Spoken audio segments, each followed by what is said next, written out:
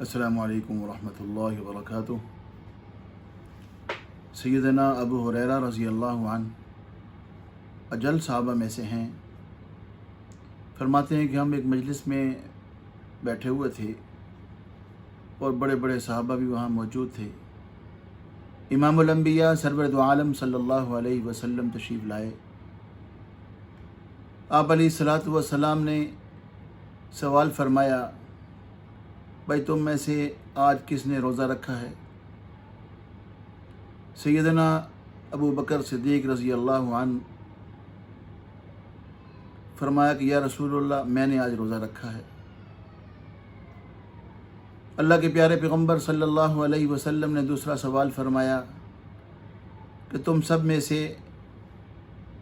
بیمار کی عیادت کس نے کی ہے؟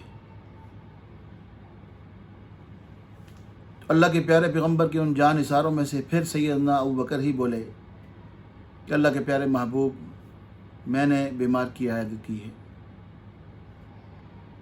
امام الانبیاء سرور دو عالم صلی اللہ علیہ وسلم نے تیسرا سوال فرمایا، یہ بتاؤ آج کس نے جنازے کے اندر شرکت کی ہے؟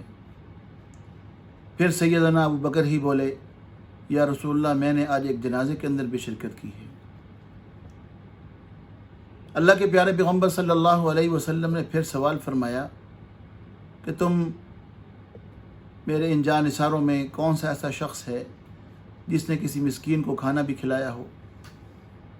امام الانبیاء سرور دو عالم صلی اللہ علیہ وسلم کے اس چوتھے سوال کا جواب بھی سیدنا ابو بکر نے ہی دیا کہ یا رسول اللہ میں نے آج مسکین کو کھانا بھی کھلایا ہے۔ امام الانبیاء سرور دو عالم صلی اللہ علیہ وسلم نے فرمایا، ایک دن کے اندر جو شخص یہ سارے کام کر لیتا ہے میں گارنٹی دیتا ہوں وہ جنت میں ضرور جائے گا۔